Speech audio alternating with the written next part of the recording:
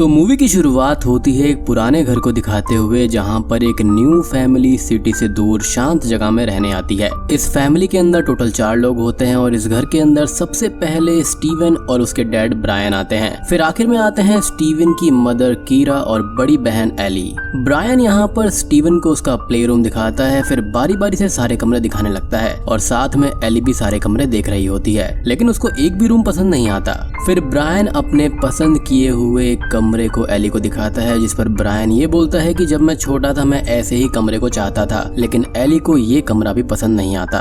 यानी कि वही टिपिकल टीनेजर बच्चे जिनको अपने पेरेंट्स की चॉइसेस अच्छी नहीं लगती है एंड वो थोड़ी बहुत आजादी चाहते हैं। एली बिल्कुल ही ऐसी बच्ची है। खैर अब एली वहाँ से निकल जाती है और फिर एली को एक दूसरा कमरा दिखाया जाता है। ब्रायन ये बताता है कि ये एक सेलर है। उसके बाद में ब्रायन एली से कमरा देखने के लिए बोलता है। फिर एली डोर ओपन करती है और अंदर जाती है। बल्ब ऑन करने के बाद में सीढ़ियों से एली एक कदम नीचे जाती है और ये बोलती है कि सेलर के अंदर काफी ज्यादा धूल जमी हुई है। अब ब्रायन बोलता है कि यहाँ पर कुछ भी नहीं है और उसके बाद एली को छोड़कर सब चले आते हैं। एली जाते समय बार बार पीछे मुड़कर देख रही होती है क्योंकि एली को नीचे कुछ दिखाई देता है। फिर उसके बाद में अचानक से ही गेट खुद पे खुद बंद हो जाता है, जिसके बाद वो चिल्लाती है कि मुझे बाहर निकालो। ब्रायन अब गेट खोलने की कोशिश करता है, जहाँ पर उसको ये लगता है कि लॉक खराब हो गया है। एली अब यहाँ पर बोलती है कि मॉम मजाक मत करो, गेट को खोल दो। और फिर कीरा बोलती है कि रुको मैं गेट खुलवाती हूँ। अब एली को डर लगने लगता है और वो जोर जोर से बोलने लगती है कि मुझे बाहर निकालो। तभी कीरा को गेट की ऊपर टंगी हुई दिखाई देती है, जिसके बाद ब्रायन की लेकर तुरंत ही गेट खोल देता है। एली बाहर निकलती है और बोलती है कि मेरा हो गया, मैं अब इस घर में और नहीं रुकने वाली, मुझे ये घर काफी अजीब लग रहा है। अब एली अपनी बुक्स रख रही होती है, तभी कीरा आती है और उसके बगल में बैठ जाती है और उसे बताती है कि आज रात वो काम से बाहर जा रहे हैं, लेकिन वो टाइम पर पक्का आ जाएंगे। जिसके बाद एली ये बोलती है कि आप हमें पहली ही रात को इस अजीब से घर में छोड़कर जा रहे हो। जिस पर कीरा ये बोलती है कि ये सब तुम्हारे लिए ही तो है। जिस पर एली ये बोलती है कि नहीं, ये सब आप अपने लिए कर रहे हो। और उसके बाद में कीरा बाहर चली जाती है। रात के टाइम घर में से किसी के चिल्लाने की आवाज आती है और उसके बाद हम देखते हैं कि एली एक लड़के से बात कर रही होती है और बोलती है कि उसके डैड और मॉम काम से बाहर चले गए हैं। और फिर एली घर को बेचने की बात भी करती है। फिर ये बोलती है कि मैं सब कुछ मिस कर रही हूँ और तुमको भी मिस कर रही हूँ। उसके बाद वो लड़का बोलता है कि यहीं पर आ जाओ और यहीं रह जाओ, लेकिन तभी एली गेट खुलने की आवाज सुनती है और कॉल पर जो होता है उसे रुकने के लिए बोलती है, यानी कि वो उसका बॉयफ्रेंड ही होगा। खैर फिर अचानक से एली कमरे में कुछ देखती है और डर जाती है। एली ये देखती है कि ये कोई और नहीं बल्कि उसी का भाई स्टीवन है। जिसके बाद वो अपने भाई को ये बोलती है कि मैं तुम्हें मार दूंगी और तभी वो स्टीवन के पीछे भागने लगती है। अब हम देखते हैं कि ब्रायन और कीरा एक पिक सबको दिखा रहा होता है और उस पिक में एक ब्लॉगर इन्फ्लुएंसर सोफी होती है, जिसके साथ मिलकर वो अपनी कंपनी का एड करने वाले होते हैं। उसी समय एली का कॉल आता है। एली बोलती है कि स्टीवन काफी परेशान कर रहा है। उसके बाद स्टीवन की मॉम स्टीवन को अच्छे से रहने के लिए बोलती है और कीरा अपने एड प्रोजेक्ट पर डिस्कशन करने लगती है। तभी एली के हाथ में हम एक जानवर के सर का कंकाल देखते हैं, जिससे कि स्टीवन एली को डरा रहा था। फिर एली वहाँ पर नजर डालती है जहाँ से स्टीवन कंकाल वाला सर उठाकर लाया था। फिर दोनों ही उस जगह पर जाते हैं और वहाँ पर एक निशान बना हुआ था। उसके बाद स्टीवन बताता है कि इस घर में एक डायन रहती है, जिसने कि डेविल से समझौता किया था और ऐसा उसके दोस्त लोग बोलते हैं, यानी कि जिस घर के अंदर ये रह रहे हैं स्टीवन के अकॉर्डिंग वो हॉन्टेड है। अब स्टीवन को एक चीज मिलती है जिसको एली चलाती है। वो चीज एक टेप रिकॉर्डर थी, जिससे कि डेल्टा पॉइंट वेक्टर और 1 2 3 4 की रिकॉर्डेड आवाज आने लगती है, जो कि काफी अजीब था। फिर एली उस रिकॉर्डर को बंद कर देती है और एली उस रिकॉर्डर में कुछ लिखा हुआ भी देखती है। उसके बाद में एली टीवी देख रही होती है, तभी हम बाहर से जोर की हवा अंदर आते हुए देखते हैं और फिर अचानक से ही टीवी बंद हो जाता है और लाइट भी चली जाती है। दूसरी तरफ कीरा अपने प्रोजेक्ट के बारे में समझा रही होती है और तभी एली का कॉल आ जाता है। वो ये बताती है कि लाइट चली गई है, जिसके बाद कीरा एली को नीचे जाकर सर्किट ब्रेकर चेक करने को बोलती है, लेकिन एली मना कर देती है क्योंकि उसको सेलर के अंदर जाना था। लेकिन कीरा के कहने पर वो नीचे जाने लगती है क्योंकि वो फोन पर बनी रहेगी। तभी एली नीचे सेलर में जाने लगती है। एली को नीचे सेलर में जाने में बहुत डर लग रहा होता है, लेकिन फिर भी मोमबत्ती के साथ वो उसके अंदर चली जाती है। फिर एली बोलती है कि मुझसे नहीं हो पाएगा, लेकिन उसकी मदर बोलती है कि तुम कर लोगी। बट यहाँ पर उसको काफी डर लग रहा था, लेकिन उसकी मदर उसको हौसला देती रहती है और बोलती है कि दिमाग क्लीन करो और काउंट करो। फिर कीरा ये बोलती है कि सेलर बस 10 स्टेप्स नीचे है और एक बार अपनी मॉम पर ट्रस्ट करके वहाँ चली जाओ। फिर एली धीरे धीरे काउंट करते हुए एक एक सीढ़ी नीचे उतरने लगती है। जैसे जैसे एली नीचे उतर रही थी उसे और भी ज्यादा डर लग रहा था और आखिरी में 9 बोलने के साथ ही एली बेहोश हो जाती है। लेकिन शॉकिंगली कीरा के फोन में एली के बेहोश होने के बाद भी आगे तक की काउंटिंग होती रहती है, यानी कि 10, 11, 12, 13 इस तरह से। फिर कीरा बहुत डर जाती है और तुरंत ही ब्रायन के साथ घर आती है, क्योंकि सेलर तक जाने के लिए मात्र 10 सीढ़ियां थी तो आगे तक की काउंटिंग होना नामुमकिन है। अब घर आते ही दोनों एली एली चिल्लाते हुए तेजी से सेलर के अंदर जाते हैं और सबसे पहले लाइट का स्विच ऑन करते हैं और उन्हें सेलर में एली कहीं पर भी नहीं मिलती। जिसके बाद में कीरा तेजी से ऊपर जाती है और तब तक वहाँ पर स्टीवन भी आ जाता है। फिर ब्रायन घर के आसपास एली को खोजने लगता है। अब पुलिस और ब्रायन और सब लोग मिलकर एली को खोजने के लिए निकल जाते हैं और फिर तीनों ही घर वापस आ जाते हैं। जिसके बाद में ब्रायन स्टीवन को प्ले रूम में भेज देता है। अब हम देखते हैं कि कीरा अपने रूम में बैठकर रो रही होती है, क्योंकि उसको ये लगता है कि ये उसकी ही गलती है। तभी ब्रायन कीरा को शांत करवाता है। फिर वो बताने लगती है कि ये सब हुआ कैसे। ब्रायन बोलता है कि वो हम लोगों के साथ खुश नहीं थी और हमसे गुस्सा भी थी और इसलिए शायद वो भाग गई होगी। लेकिन कीरा बोलती है कि नहीं, वहाँ से भागने का कोई भी रास्ता नहीं है। अब कीरा अपनी बेटी एली के मिसिंग होने के पोस्टर्स लगा रही होती है ताकि उन्हें एली मिल जाए। कीरा अब स्टीवन को कार में साथ लेकर पुलिस स्टेशन में जाती है, जहाँ पर पुलिस ये बताती है कि एली ने बहुत ही सारी बुलिंग करी है और क्या ये बात आपको पता है। लेकिन कीरा को इस बारे में कुछ भी पता नहीं होता। पुलिस बोलती है कि चिंता करने की कोई बात नहीं है, जिसके बाद कीरा ये बोलती है कि एली भागी नहीं है और उसके बाद पुलिस पूछती है कि आप ऐसा कैसे कह सकते हो। जिसके बाद कीरा बताती है कि सेलर में कुछ हुआ था, मैंने एली की आवाज सुनी थी। उसके बाद में कीरा पूछती है कि क्या आपने एली के सेल फोन को ट्रैक किया, लेकिन उन्हें फोन से भी कुछ नहीं पता चला था। जिसके बाद में कीरा एक बार फिर से घर चेक करने के लिए बोलती है। कीरा और स्टीवन घर आ जाते हैं और फिर एक तरफ स्टीवन खेलने लगता है, दूसरी तरफ कीरा इस घर के बारे में छानबीन करने लगती है। उसके बाद में वो स्टीवन को बुलाती है और पूछती है कि कुछ ऐसा है जो कि वो बताना भूल रहे हैं। फिर स्टीवन टेप रिकॉर्डर की तरफ इशारा करके बोलता है कि आखिरी time Ellie tape recorder play कर रही थी। कीरा यहाँ पर एली के सोशल मीडिया अकाउंट को चेक कर रही होती है, तभी उसको एक पिक दिखती है जिसके अंदर एली ने अपने पैरों पर ये लिखा हुआ था कि कोई भगवान नहीं होते और अगर ये मेरी मॉम देखेंगी तो वो मुझे मार डालेंगी। अब कीरा एक लाइट लेकर सेलर के अंदर अकेले जाती है और फिर वहाँ पर एक साइन देखती है और उसके बाद में उसको दीवार पर ढेर सारे रेड कलर से डेविल की पेंटिंग बनी हुई दिखाई देती है और ये देखकर कीरा डर जाती है। इनफैक्ट ये देखकर तो हम भी डर जाएंगे। तभी हम देखते हैं कि सेलर के अंदर से फॉरेंसिक वाले निकलते हैं और उसके बाद पुलिस ये बताती है कि वो पेंटिंग 1950s की है और उस पेंटिंग के अंदर जो रेड कलर है वो यूवी लाइट में देखने पर क्लोरोफिल जैसा लगता है। अब पुलिस पूछती है कि क्या आप उस घर की हिस्ट्री के बारे में कुछ जानते हैं। ब्रायन और कीरा दोनों ही उस घर के बारे में कुछ नहीं जानते थे और वो बोलते हैं कि उन्होंने ये घर एक ऑक्शन में खरीदा था। उसके बाद पुलिस बोलती है कि उसे इसके अलावा वहाँ पर कुछ भी नहीं मिला है और पुलिस का ये कहना था कि उनकी तरफ से जो बन सकेगा वो करेंगे। हालांकि हम सब जानते हैं कि ऐसे केसेस में पुलिस कुछ नहीं कर सकती। खैर रात के समय धीरे से कीरा के रूम में गेट खुलता है, जिसके बाद में अचानक से ही कीरा की नींद टूट जाती है। वो डर जाती है, लेकिन उसके सामने स्टीवन होता है। स्टीवन ये बोलता है कि उसका बेड गीला हो गया है और फिर स्टीवन मॉम के बेड पर सोने लगता है। कीरा अब ये बोलती है कि वो एली को लाने के लिए कुछ भी करने को रेडी है। फिर कीरा यहाँ पर अपने फोन में एली की आवाज सुनती है और कुछ देर के बाद उसे बेसिन से काउंटिंग करने की आवाज आने लगती है। अब यहाँ पर आप ध्यान रखना कि ये काउंटिंग बहुत जरूरी है इस मूवी के अंदर। और वो उस आवाज का पीछा करने लगती है, जिसके बाद वो सेलर के अंदर जाती है और उसे फिर से वही साइन दिखाई देते हैं। उसके बाद डायरेक्ट सुबह का सीन दिखाया जाता है और कीरा रात भर नहीं सोई थी। फिर ब्रायन उसके पास में आता है और कीरा साइन का मतलब पूछती है। फिर वो बोलती है कि ये एक टाइप की इक्वेशन है और ये सारे डोर्स पर लिखी हुई है। कीरा का कहना था कि वो कुछ करना चाहती है, लेकिन क्या उसको नहीं पता। फिर ब्रायन उसे दिलासा देता है कि वो वापस जरूर आ जाएगी, यानी कि उनकी बेटी। अब यहाँ पर कीरा और ब्रायन ने जिनसे ऑक्शन के अंदर घर खरीदा था वो उनसे कांटेक्ट करती है और उनसे पिछले ओनर का नाम और कांटेक्ट पूछती है, लेकिन उसे कोई भी जानकारी हासिल नहीं होती।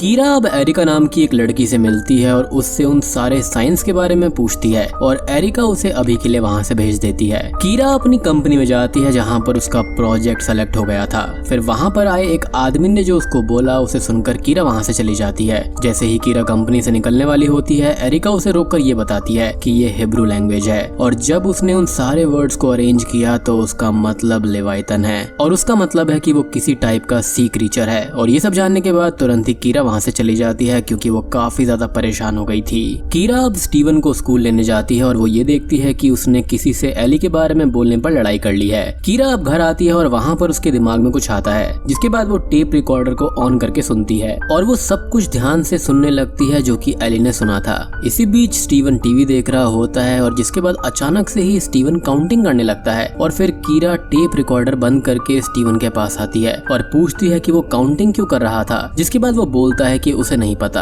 अब रात के टाइम कीरा अपना लैपटॉप चला रही होती है, उसी समय अचानक से ही लाइट्स ऑफ हो जाती हैं और फिर स्टीवन के चिल्लाने की आवाज सुनाई देती है, जिसके बाद वो स्टीवन के रूम के पास में जाती है लेकिन रूम लॉक्ड होता है। फिर गेट के होल से वो अंदर देखने की कोशिश करती है, जिसके बाद अचानक से ही उसे होल के पार एक आंख दिखाई देती है और वो डर जाती है। अब जब कीरा डरी हुई होती है तभी पीछे से स्टीवन आ जाता है। स्टीवन बोलता है कि वो प्ले रूम में सो गया था, जिसके बाद उस रूम का गेट अब धीरे से खुलता है। फिर कीरा उस रूम में जाती है और फिर उस रूम का गेट अचानक से ही बंद हो जाता है और फिर स्टीवन गेट खोलने की कोशिश करता है लेकिन गेट नहीं खुलता, यानी कि उस रूम के अंदर स्टीवन तो नहीं था, वहाँ पर कोई और था। अब तभी कीरा अचानक से सेलर में होती है और फिर उसके हाथ से फोन गिर जाता है और उसके बाद में कीरा को नीचे से कोई आता हुआ महसूस होता है। स्टीवन की तक नहीं पहुंच पा रहा था, जिसके बाद स्टूल लाकर वो की निकालता है और तब तक ब्रायन वहाँ पर आ जाता है और की से गेट को खोल देता है। ब्रायन कीरा से पूछता है कि वहाँ पर क्या हुआ था। कीरा बोलती है कि मैंने वहाँ पर आवाज सुनी और फिर मेरा फोन गिर गया, जिसके बाद वो ये बोलती है कि गिरने के बाद उसका फोन गायब हो गया। अब ब्रायन बोलता है कि फोन वहीं पर होगा।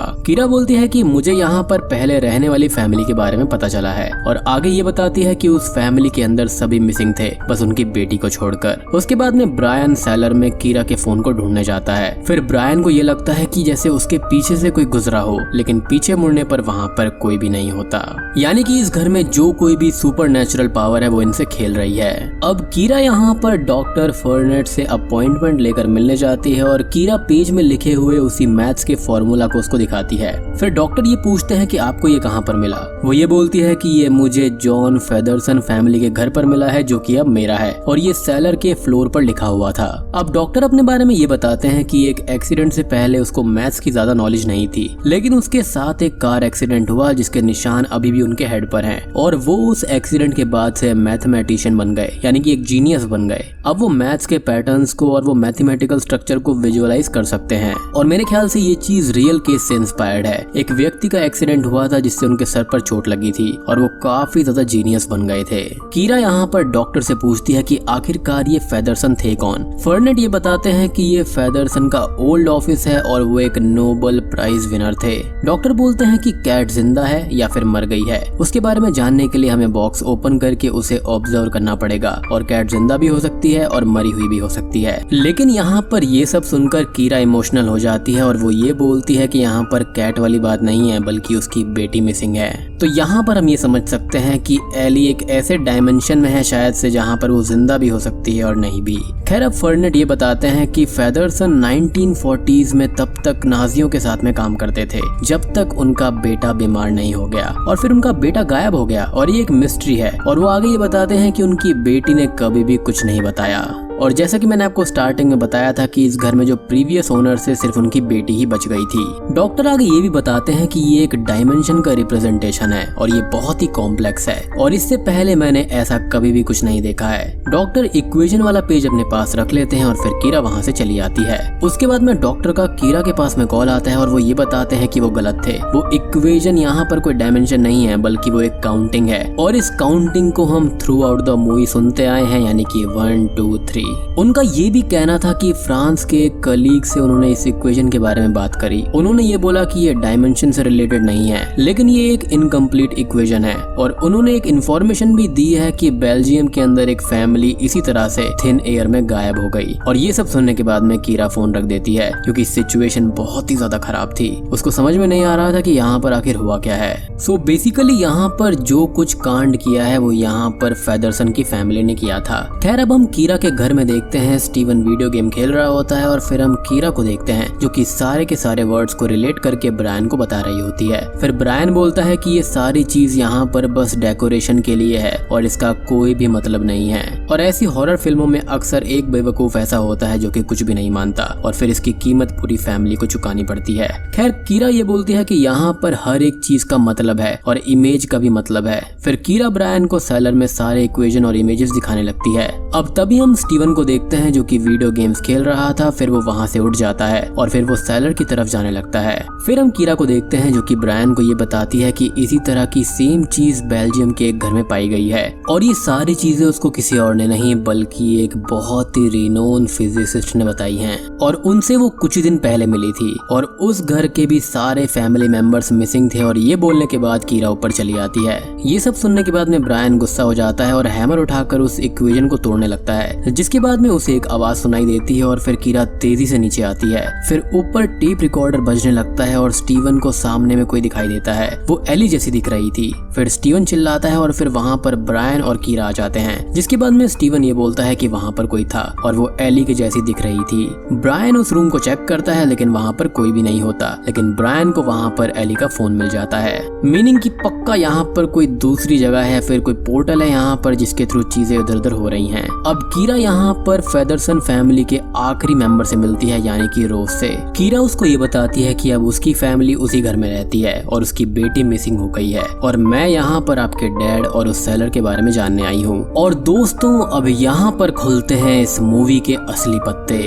अब रोज अपनी डायरी में लेवाइथन लिखती है और ये बताती है कि ये जो डीमन है वो यहाँ पर नर्क के 7 प्रिंसेस में से एक है और ये उसका नाम नहीं है। जिसके बाद वो ये बोलती है कि मेरे डैड उसको हमारी लाइफ में लेकर आए थे और वो ये बताती है कि वो एक साइंटिस्ट हुआ करते थे जब तक कि मेरा भाई जैक बीमार नहीं हो गया और साइंस भी कुछ मदद नहीं कर पाई थी। तब जाकर उन्होंने उस डीमन को यहाँ पर बुलाया ताकि उसके भाई को ठीक किया जा सके।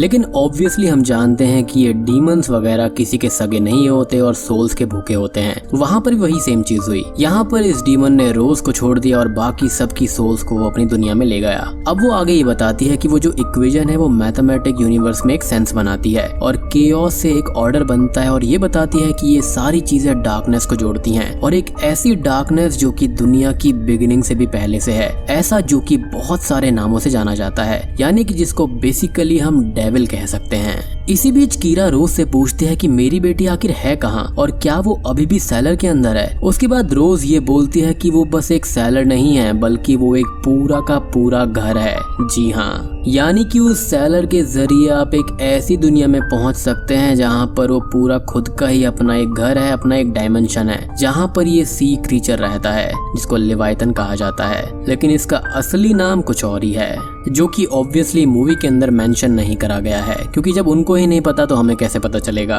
तभी ये सब जानने के बाद में कीरा घर आने लगती है और फिर बीच रास्ते में वही वाला रिंगटोन बजने लगता है 1 2 3 4। फिर कीरा उसे बंद कर देती है और इधर ब्रायन उन सारे वर्ड्स और इमेजेस को जोड़ता है जिसके बाद उसे एक स्टार का साइन मिल जाता है जो कि एक पेंटाग्राम है। अब कीरा घर आ जाती है और वो ब्रायन के स्टार वाले साइन को देखती है और फिर ब्रायन उसे लैपटॉप पर एक पेज खोलकर दिखाता है जिसमें कि एक डीमन होता है जो कि नर्क का सोल्जर और उसकी रखवाली करता है जो कि कोई और नहीं बल्कि बैफोमेट है। फिर कीरा ये बोलती है कि ये पूरा घर इसी चीज के चारों तरफ बनाया गया है यानी कि ये जो घर है ये एक ऐसा पोर्टल है जहाँ पर ये 1 2 3 बोलने के बाद में ये काइंड ऑफ एक मंत्र है या फिर एक चैंटिंग है जिसके जरिए दूसरी दुनिया का पोर्टल ओपन हो जाता है और इंसान जो होता है वो वहाँ पर चला जाता है और इसलिए इसको कहा जाता है कि वो जिंदा भी है और मर भी गया है।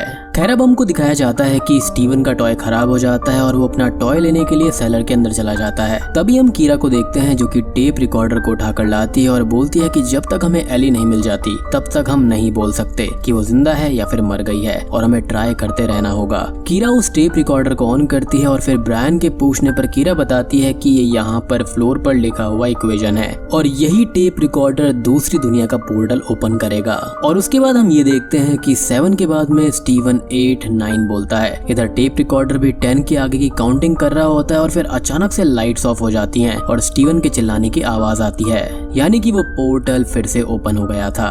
ब्रायन और कीरा भागते हुए सेलर के अंदर जाते हैं और उन्हें स्टीवन का टॉय गिरा हुआ मिलता है। फिर दोनों ही ऊपर जाते हैं और वो दोनों ही अलग अलग जगह पर जाकर स्टीवन को खोजने लगते हैं, लेकिन स्टीवन कहीं पर भी नहीं मिलता। और फिर कीरा बोलती है कि वो चला गया और फिर उन्हें ऊपर सीढ़ियों से एक बॉल गिरते हुए दिखाई देती है और फिर दोनों ही काउंटिंग वाली आवाज सुनते हैं। उसके बाद में दोनों ही आवाज के पीछे भागते हैं और फिर उनको स्टीवन मिल जाता है, जिसके बाद वो उसको रूम में लेकर आते हैं। अब स्टीवन बोलता है कि वो प्यासा है और उसके बाद ब्रायन उसके लिए पानी लेने जाता है और कीरा उसके बॉडी पर स्टार के सिंबल को देख पाती है, यानी कि उसको भी मार्क कर दिया गया था। फिर स्टीवन बोलता है कि उसने देखा कि एक बीस्ट है जो कि काफी खतरनाक है, यानी कि लेवाइथन, जिसके 10 सर हैं और 7 सींग। और तभी अचानक से ही स्टीवन हंसने लगता है। अब यहाँ पर आप बीस्ट को और बेफोमेट को मत मिलाना। बेफोमेट यहाँ पर हेल का गेट कीपर है और यहाँ पर ये जो बीस्ट है वो अलग है। फिर स्टीवन यहाँ पर उल्टी काउंटिंग करने लगता है और जब कीरा ब्रायन के पास में जाती है तो देखती है कि वो भी उल्टी काउंटिंग कर रहा होता है, यानी कि वो भी नहीं बचेगा। और जब काउंटिंग खत्म होती है तो ब्रायन ये बोलता है कि वो यहाँ पर आ गया। कीरा अब ये देखती है कि कोई गेट को पीट रहा होता है और फिर गेट खुल जाता है, जिसके बाद में उससे बहुत तेज हवा आती है और कीरा को वहाँ पर वो बीस्ट दिखाई देता है, यानी कि बेफोमेट। और बेफोमेट यहाँ पर काफी भयानक लग रहा था, जिसको देखते ही कीरा घबरा जाती है, लेकिन कीरा किसी तरह से वहाँ से बचकर निकलती है। फिर वो गेट बंद करते हुए सेलर में एली को पुकारते हुए चली जाती है, लेकिन उसे वहाँ पर कोई भी नहीं मिलता। और फिर कीरा एक दूसरे गेट के पास में आकर छुपती है। कीरा को अब उस बीस्ट के कदमों की आवाज सुनाई पड़ रही थी। वो वहाँ से निकलती है और उसे एक गुफा का रास्ता दिखाई देता है, जिसके बाद में वो उसमें आगे जाने लगती है। जिसके बाद वो नर्क के अंदर पहुंच जाती है, जहाँ पर करोड़ों की संख्या में वहाँ पर मरे हुए इंसान होते हैं या फिर उनकी स्पिरिट्स होती हैं जो कि काउंटिंग कर रहे होते हैं अपने नंबर आने के लिए। जिसके बाद में यहाँ पर कीरा अपनी बेटी को पहचानती है उसके पैरों में लिखे हुए उन वर्ड्स से कि मैं गॉड को नहीं मानती। वो एली को देख लेती है और वो भी उसी लाइन में लगी हुई थी, जिसकी हालत बहुत खराब थी। और उसके बाद में कीरा एली को बोलती है कि मैं तुम्हारी मॉम हूँ। अब कीरा एली को अपने साथ गुफा से होते हुए वहाँ से ले आती है, लेकिन अब भी वो बीस्ट वहीं पर होता है, जिसकी वजह से कीरा दूसरे रास्ते से जाती है। फिर कीरा चिल्लाती है कि तुम अंदर नहीं आ सकते और तुम मेरी फैमिली को नहीं ले जा सकते। उसके बाद में बीस्ट की आवाज आनी बंद हो जाती है और फिर ब्रायन को भी होश आ जाता है और फिर ब्रायन जाकर स्टीवन को भी लेकर आता है। कीरा ये बोलती है कि हमें यहाँ से जाना होगा और यहाँ पर ये सब खुश हो जाते हैं कि वो बच गए। लेकिन इसके बाद में कीरा जैसे ही गेट को खोलती है तो वहाँ पर उसको फिर से ढेर सारी सीढ़ियाँ दिखाई देती हैं, जिसका सिर्फ यही मतलब है कि इस पोर्टल से और इस हेल से नहीं निकला जा सकता और ये चारों वहीं पर फंस जाते हैं। अब यहाँ पर एली फिर से काउंटिंग करनी शुरू कर देती है और उसके बाद में ब्रायन और स्टीवन भी काउंटिंग करने लगते हैं, जिसका सीधा सीधा मतलब ये है कि भैया यहाँ से आप बाहर नहीं निकल सकते। यानी कि ये जो पूरा घर है ना वो एक पेंटाग्राम के अंदर है और जैसे ही ये चैंटिंग होती है यहाँ पर दूसरी दुनिया का पोर्टल खुल जाता है और अगर आप एक बार बीस्ट की नजरों में आ गए तो आप यहाँ से बाहर नहीं निकल सकते। और यहाँ पर बीस्ट ने उसके पीछे आना इसलिए ही बंद कर दिया था क्योंकि वो जानता था कि यहाँ से बाहर तो निकल ही नहीं सकते और हार कर इनको वापस इसी गुफा में इसी लाइन में लगना होगा, जहाँ पर बाकी सारी सोल्स अपना नंबर आने के लिए काउंटिंग कर रही थी। वो होता है ना कि हेल के अंदर जो ब्रिज वगैरह होता है और अपने कर्मों के अकॉर्डिंग वहाँ से पार होना पड़ता है, तो इनको वहीं पर जाना पड़ेगा। सो मेरे हिसाब से यहाँ पर जिस मूवमेंट पर ये लोग इस पोर्टल के अंदर आए ये तभी मर गए थे। और ये दूसरी डायमेंशन यानी कि जो नर्क है इसका रास्ता यहाँ पर इस सेलर से होकर जाता है। और अब आप ये पूछेंगे कि रोज कैसे बच गई थी, तो रोज यहाँ पर सेलर के अंदर गई ही नहीं होगी, वो वहाँ से बाहर ही रही होगी और उसकी बाकी पूरी फैमिली को यहाँ पर इस बीस्ट ने कंज्यूम कर लिया होगा। और यहाँ से हम यही अज्यूम कर सकते हैं कि ये चारों लोग भी यहाँ पर गायब हो गए हैं और अब यहाँ पर जो भी अगली फैमिली इस घर में आएगी वो भी यहाँ पर गायब हो जाएगी। और इसका सिर्फ एक ही विक्टिम है जो बच गया है, वो है यहाँ पर रोज, जो कि किसी को भी कुछ बताना नहीं चाहती क्योंकि ऑब्वियसली कोई भी उसकी बात पर यकीन नहीं करेगा। अब बाहरी दुनिया में सारे लोग यही सोचेंगे कि ये चारों इस घर को छोड़कर भाग गए थे। इसी के साथ में द सेलर मूवी यहीं पर खत्म हो जाती है। तो दोस्तों ये थी द सेलर मूवी की कहानी, जो कि एक आयरिश हॉरर मूवी है। उम्मीद करता हूँ कि आपको इसका कॉन्सेप्ट अच्छा लगा होगा। अब मैं आपको एक छोटी सी समरी दे देता हूँ कि यहाँ पर आखिर हुआ क्या है। तो यहाँ पर जो फेदरसन फैमिली थी उनका जो लड़का था वो काफी बीमार हो गया था और वो यहाँ पर नाजी साइंटिस्ट के साथ में काम किया करते थे। अब यहाँ पर साइंस वगैरह कुछ भी काम नहीं आ रही थी, तो उन्होंने यहाँ पर काली शक्तियों की मदद लेने का सोचा, जिसके बाद में उन्होंने इस सेलर के अंदर कुछ ना कुछ रिचुअल करे होंगे जो कि यहाँ पर इस मैथमेटिकल इक्वेशन के रूप में होंगे, यानी कि 1 2 3 4। और यहाँ पर ये चीज पक्का उस टेप रिकॉर्डर के जरिए होती होगी। तो यहाँ पर जो फेदरसन था उसको डीमन ने धोखा दिया और उनकी स्पिरिट्स को वहाँ से ले गया। लेकिन यहाँ पर रोज बच गई थी क्योंकि वो सेलर से बाहर होगी। अब यहाँ पर इस पूरे घर को पेंटाग्राम से मार्क कर दिया गया था, जिसका जो सेंटर था वो यहाँ पर ये पोर्टल यानी कि सेलर था, जिसके जरिए आप रिचुअल करके दूसरी दुनिया में जा सकते हो। अब यहाँ पर अनजाने में इन लोगों ने ये रिचुअल कंप्लीट कर दिया। लाइक ये इक्वेशन जो थी 1 2 3 4 वाली, द मोमेंट यू से 10, वहाँ पर ये पूरी की पूरी इक्वेशन कंप्लीट हो जाती है और दूसरी दुनिया का दरवाजा खुल जाता है। और जब कीरा को यहाँ पर 11, 12, 13 की गिनती की आवाज आई थी तो यहाँ पर इसका मतलब यही था कि वो नर्क की सीढ़ियां हैं। और एक और इंटरेस्टिंग डिटेल ये है कि अगर आप 1 2 3 4 काउंट करते हैं, इस इक्वेशन को कंप्लीट करते हैं, तो आप दूसरी दुनिया में चले जाएंगे, यानी कि डेविल के यहाँ पर। और अगर आप इसको अपोजिट में काउंट करना शुरू करते हैं तो जो बेफोमेट है यानी कि वहाँ का जो गेट कीपर है वो आपको जान से मारकर अपनी दुनिया में ले जा सकता है। और मुझे तो एंडिंग सीन में ऐसा लगता है कि जैसे ही बीस्ट इनके घर में आया तो उसी वक्त ये तीनों लोग मर चुके थे और इनकी सोल उस दुनिया में चली गई थी, यानी कि हेल के अंदर। So guys, that was my take on the cellar film. उम्मीद करता हूँ कि आपको ये कॉन्सेप्ट, ये एक्सप्लेनेशन, थियोरीज वगैरह पसंद आई होंगी। पसंद आई है तो वीडियो को लाइक कर देना, चैनल पर नए हैं तो सब्सक्राइब कर लीजिए।